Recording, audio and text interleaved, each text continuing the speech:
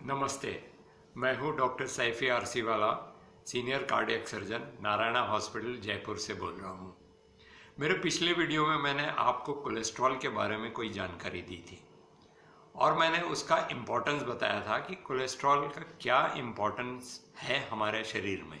Cholesterol एक important चीज़ है, वो हमारे शरीर में उपयोगी है, इसलिए अवेलेबल है।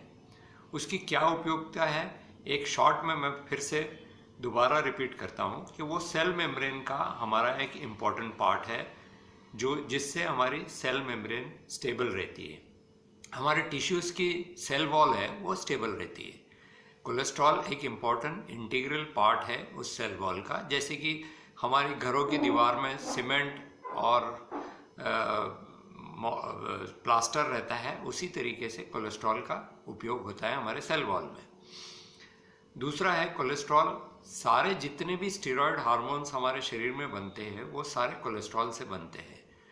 तीसरा, जो फैट सॉल्युबल विटामिन्स ए, ई, डी, के, इसका प्रिकर्सर भी कोलेस्ट्रॉल ही होता है। कुछ कोलेस्ट्रॉल से ही बनते हैं, कोलेस्ट्रॉल ही कैरी करते हैं इन फैट सॉल्युबल विटामिन्स को। सो कोलेस्ट्रॉल का एक अच्छा इंपॉर्टेंट रोल होता है हमारे शरीर में। दूसरी चीज़ मैं बताऊंगा आपको स्ट्रेस के बारे में। स्ट्रेस या मतलब इंजुरी मान के चलो। स्ट्रेस दो टाइप के होते हैं, एक मेंटल स्ट्रेस होता है, एक फिजिकल स्ट्रेस होता है। मेंटल स्ट्रेस यानी कि मानसिक तनाव। मानसिक तनाव कई तरीके के होते हैं, साइकोलॉजिकल होता है, डिप्रेशन होता है, जॉब का स्ट्रेस होता है, पैसे का स्ट्रेस होता है, घर में फैमिली का स्ट्रेस होता है। किसी भी तरीके से जब हमारे ब्रेन में कोई कॉन्फ्लिक्टिंग इफेक्ट्स आते हैं, उससे स्ट्रेस पैदा होता है और वो हमारे शरीर को इंजुरी करता है। इसी तरीके से फिजिकल स्ट्रेस है, जैसे कि इन्फेक्शन, सर्जरी, एक्सीडेंट, किसी भी तरीके की इन्फेक्शन जैसे कि कोविड इन्फेक्शन है, वो भी एक हमारे बॉडी को स्ट्रेस है। एनेस्थीसिया, ये भी स्ट्रेस है। कोई भी इलनेस, किसी भी तरीके का इलनेस हमारे बॉडी में वो एक स्ट्रेस प्रोड्यूस करता है। तो ये सारे एग्जाम्पल्स हुए फिजिकल स्ट्रेस के। ये स्ट्रेस का मैं इसलिए बता रहा हूँ कि जब कभी भी स्ट्रेस होता है वो हमारे बॉडी को इंजुरी प्रोड्यूस करता है और ये इंजुरी का हीलिंग प्रोसेस में कोलेस्ट्रॉल का बहुत बड़ा रोल है और कोलेस्ट्रॉल इसे हील करता है। ये हीलिंग प्रोसेस का एक पार्ट है। जब कभी भी स्ट्रेस होता है उसलिए कोलेस्ट्रॉल लेवल्स हरदम बढ़ते हैं, क्योंकि हीलिंग के लिए कोलेस्ट्रॉल रिक्वायर्ड है।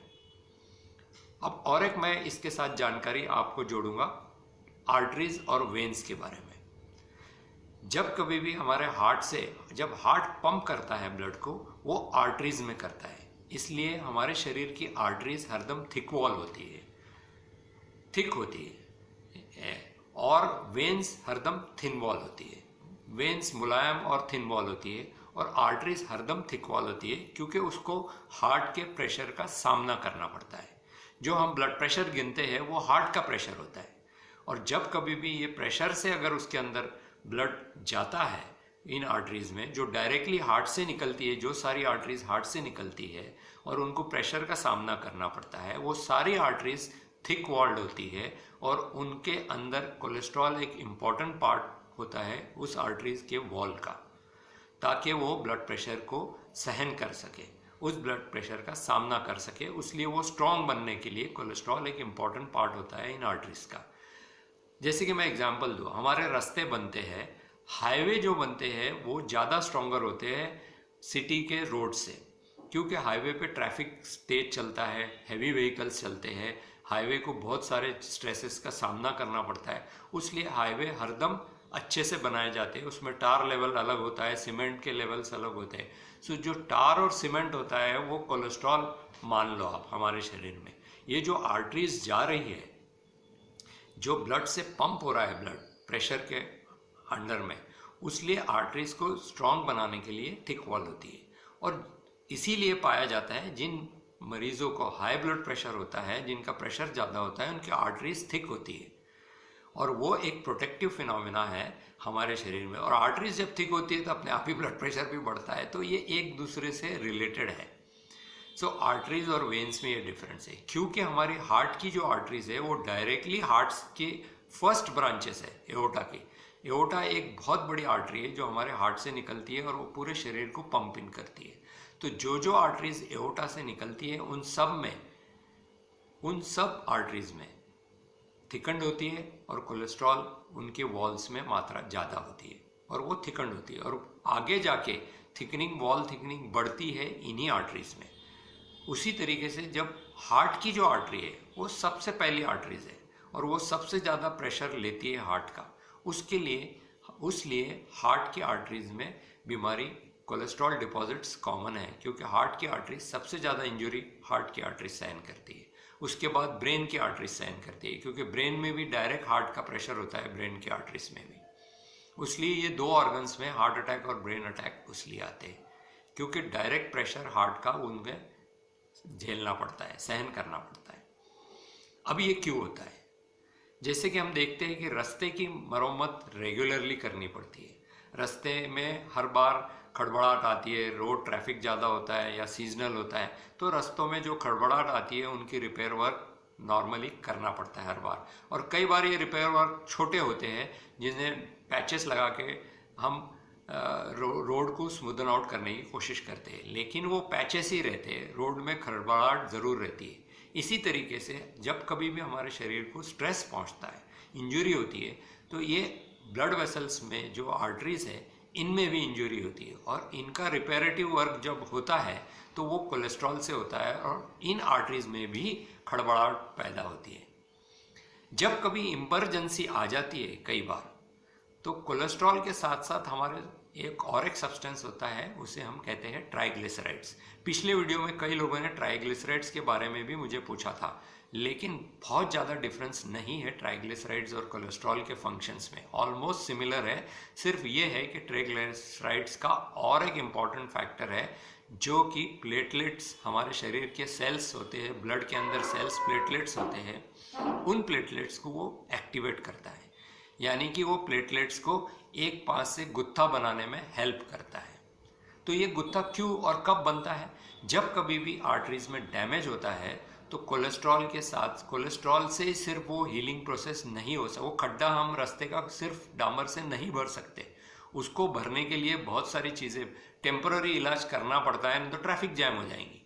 सो टेम्पररी इलाज जब कोलेस्ट्रॉल के साथ साथ क्या होता है कि ट्राइग्लिसराइड प्लेटलेट्स को लेके उसको प्लग करने की कोशिश करता है उन खड्डों को, और अगर ये खड्डा बहुत ज़्यादा रहा तो बहुत ज़्यादा प्लेटलेट्स रखते हैं इमीडिएटली उसको बंद करने के लिए। तो ये जहाँ कहीं भी ऐसी खड़बड़ाहट और इंजरी होती है तो हमारे ये जो प्लेटलेट्स होते हैं ये भी सारे एग्रीगेट होके, इकट्ठा होके एक साथ में उस होल को सील करने की कोशिश करते हैं।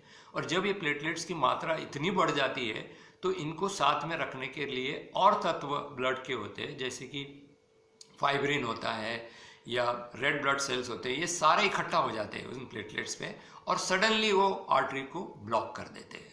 अगर आर्टरी ब्लॉक हो गई तो हमें हार्ट अटैक आता है या ब्रेन अटैक आता है। तो बेसिकली शुरुआत होती है इंजरी से। जब कभी भी स्ट्रेस होता है हमारी आर्टरीज को इंजरी होती है, और हमारी आर्टरीज को जब कभी भी इंजरी होती है तो ये रिपेरेटिव प्रोसेस चालू हो जाता है कोलेस्ट्रॉल की मदद से और ट्राइग्लिसराइड्स की मदद से। कोलेस्ट्रॉल अगर छोटा मोटा रिपेयर इंजरी हो तो कोलेस्ट्रॉल अपने लेवल पे उसको ठीक कर देता है और खड़बड़ाहट ज़रूर रहती है लेकिन ब्लड फ्लो मेंटेन होता है। लेकिन अगर मेजर इंजरी हो गई, किसी भी कारण से बहुत बड़ा स्ट्रेस आ गया शरीर पे, तो हार्ट अटैक आने की या ब्रेन अटैक आने की संभावना बढ़ जाती है, क्योंकि ब्लड प्रेशर बढ़ जाता है। ब्लड प्रेशर बढ़ने से, और इंजरी है और ब्लड प्रेशर भी बढ़ गया, उस समय हमारी बॉडी इस आर्टरी को सील करने की कोशिश करती है ताकि और इंजरी ना हो आर्टरीज में, और वो प्लेटलेट्स एग्रीगेशन बन के प्लेटलेट्स का एक गट्ठा बन जाता है। जैसे कि रास्ते पे हम अगर पत्थर डाल दें उस खड्डों में तो एक पत्थर का हीप बन सकता है, इसी तरीके से हमारे आर्टरीज में भी ये कोलेस्ट्रॉल और ट्राइग्लिसराइड्स प्लेटलेट को एक्टिवेट करते हैं। ये सारे प्लेटलेट्स आके इकट्ठा होके उस आर्टरी में इतने सारे जमा हो जाते हैं कि उस आर्टरी ब्लॉक हो जाती है और उससे हमें हार्ट अटैक और ब्रेन अटैक आते हैं। तो ये इन शॉर्ट हमारा आज का वीडियो है, जो मैंने बड़े शॉर्ट और सिंप्लीफाई वे में बताया। अगर आपको ये वीडियो नहीं समझ में आया तो प्लीज़ मुझे आप मैसेज कर सकते हैं मेरे मोबाइल नंबर पे, या कमेंट में आप डाल दो, मैं उसको एड्रेस करने की कोशिश करूँगा। मेरे अगले वीडियो में मैं आपको बताऊँगा कि कोलेस्ट्रॉल की दवाइयाँ क्या होती है और किस लेवल पे हमें वो ट्रीट करना होता है और क्या ट्रीट करना होता है कोलेस्ट्रॉल में, ये मेरे अगले वीडियो में बताऊँगा। जैसे कि पहले वीडियो में मैंने बताया कोलेस्ट्रॉल की खूबियाँ क्या है, दूसरे इस वीडियो में मैंने बताया कि कोलेस्ट्रॉल क्या काम करता है जब कभी भी हमारे शरीर में स्ट्रेस बनता है, कोलेस्ट्रॉल लेवल्स क्यों बढ़ता है, क्योंकि उसे रिपेरेटिव वर्क करना होता है। अब तीसरे वीडियो में मैं ये बताऊंगा, अगले वीडियो में मेरे, कि कोलेस्ट्रॉल की जब दवाइयाँ लेते हैं या कोलेस्ट्रॉल बढ़ जाता है तो हमें क्या करना चाहिए। इसी के साथ मैं आज का वीडियो समाप्त करता हूँ और मैं आप सब लोगों को 74th इंडिपेंडेंस डे की बधाई देता हूँ और प्रार्थना करता हूँ कि आप सेफ रहें, सुरक्षित रहें। धन्यवाद। जय हिंद।